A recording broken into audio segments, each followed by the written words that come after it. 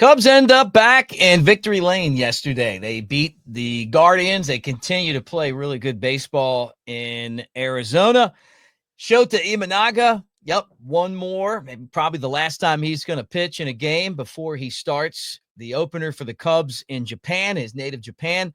We'll talk about that. Jordan Wicks showing the Cubs exactly why they don't need to go out and sign anybody else to be a starter. And that's what this show's about. Kyle Gibson, Lance Lynn, according to our friends at The Athletic, being watched by the Cubs as possible signees to this roster. I don't know if that's a good idea. We're going to get into that. And then Ian Happ, the face of the franchise. What does that mean? I don't know. We'll talk about that as well. Like, subscribe, thumbs up. Let's get the party started, guys. And great to be here today with you talking Cubs baseball. Go Cubs!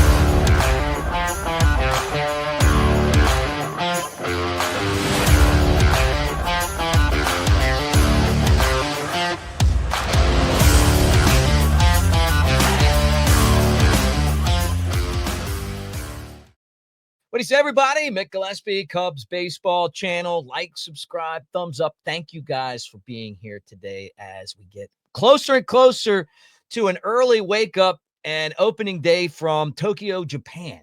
Yeah, it's going to be great next week.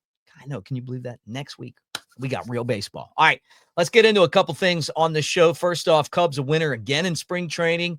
Another nice victory for the Cubs, 7-4 over Cleveland. The story of the game really was Jordan Wicks, who pitched really well for the Cubs, kind of making that case that the Cubs need to pay attention to him. 4 innings, 3 hits, no runs with no walks and 2 strikeouts. And then the other part was that Shōta Imanaga pitched 4 innings, gave up 4 earned runs with a walk and 4 strikeouts, but he threw 75 pitches, 52 for strikes. And this was definitely a tune-up for him. He wanted to be at 80 pitches for that opener, and he's going to be at 80 pitches. Maybe could possibly go 80, 85. I don't know, depending on how the game goes. But very good stuff. Don't worry about looking at he gave up 4 runs. It's spring training. He's not out there trying to win the game. He's trying to get his work in. And, it is what it is, right? I'm excited about it. I think he's in good shape.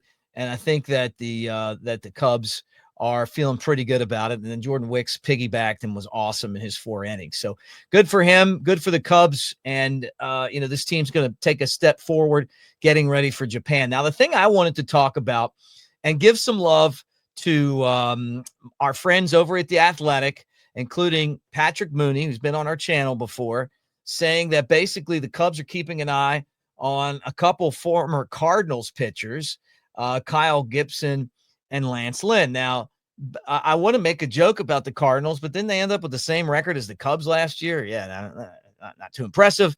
And they went into almost feels like a rebuild.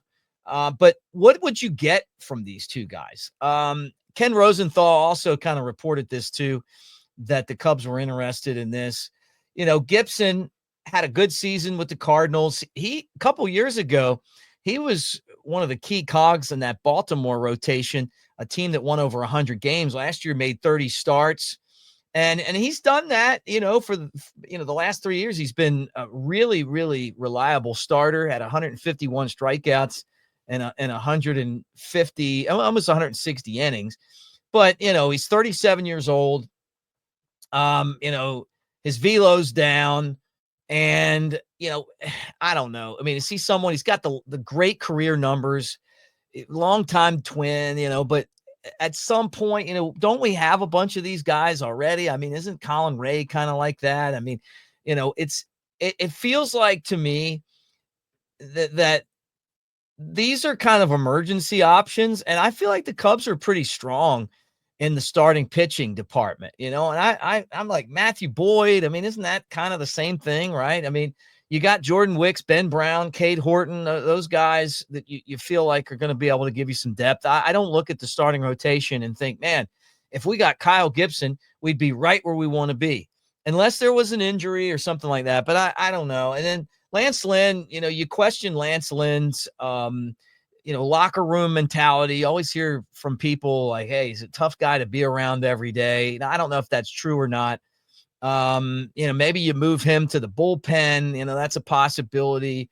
And who knows, man. But I feel like it's kind of the same thing. You lost some weight, your knee's feeling better, but you also got Javier Assad that you could possibly use in that starting rotation. I mean, unless Lance Lynn's going to come in and get big outs in the back of the bullpen. I mean, what? I don't know, man. Either one of these options to me don't feel like they're going to make a whole lot of difference when it comes to the bottom line, and that's winning games. You're already limited on roster spots. I mean, you got Chris Flexen, let's go to all of our rivals and just try to pick off the pitchers on their teams that have like earn run averages around 5 or change, but give you a lot of innings. But I feel like we got a team of that right now. So I thought it was interesting, worth bringing up. Look, if they sign them and they have a plan for them, maybe it's worth it. But to me, this is a non-starter. And I feel like if the Cubs aren't adding elite depth, then they're not helping themselves. And the thing I'll always go back to is when Theo Epstein was the team president, what did the Cubs do? When they would go out and make moves, they made moves that would help you win and would help you win immediately. That made a big difference. So, are these moves that you feel like make a big difference? And I don't feel like they do. To me, it just kind of feels like the same type of thing that you already have. Now, listen, before I talk about Ian Happ, I want to talk about that logo right there. That's the Cubs Baseball Channel logo. And what I want to do for you guys is I want to go out there, put this logo on something, find out what you guys want, and then I'm going to make them giveaways. And if we do hats, I want to do good hats. If we do T-shirts, I want to do good T-shirts, but I want to know what you loyal watchers of the Cubs Baseball Channel want these shirts or hats, or maybe something else, stickers, koozies. What do you guys want as giveaways that you would actually use and wear proudly? You're at the bleachers, you're going to throw that on? Yeah. Okay. If you're going to do that, let's do it. But get in the comments section. Let me know that. And I want to reinvest into the channel for you guys because you have made this channel so special. So think about that as we kind of move forward here and talk more about this team. Now, I'll leave that up as we get into the final conversation, and that's that Ian Happ is now the elder statesman of the Cubs, right? And it's special. It's something that means a lot to me. He told Marquee Sports Network that he's cherished this organization and his fan base. Now, I want to tell you, I remember him when he came in. I think he's naturally quiet. I was surprised when he did his own podcast and impressed. And I'll tell you, one of the biggest compliments that I can give a player is giving back to the fans, because it's you guys that pay their bills. And some of the guys, even some of our favorite players, lose track of the fact that they're playing baseball for a living. We're talking about baseball for a living. They've got to respect the fact that you guys are out there paying their bills. And to me, I think that Ian had an awesome job of giving back to the fans, whether it's his podcast. I like all three guys on the podcast, whether some of the art that he's done and then, basically sells it for charity. He just always seems to be someone that's willing to do something for the fans. You see him signing autographs. He really appreciates the little things that go along with the position, right? And so good for him. And now all of a sudden with Kyle Hendricks in LA, we don't have anybody left with a World Series ring.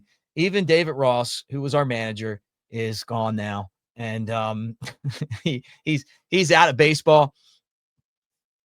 So, and it doesn't look like we're signing Anthony Rizzo. So there you go. But hopefully Ian Happ has a good series in Japan. I want to see all the Cubs have a good series in Japan. And I know some of you are going to be like, well, I don't like that contract. I'm not talking about the baseball part of it. I'm just talking about the respect for you guys that he has and how impressive that is. And you got to take your hat off to him for that. All right. We'll talk about Pete Crow Armstrong later. All of a sudden, everybody's realizing Hollywood Pete's for real, including Quentin Berry, the Cubs third base coach. That'll be something we'll get on.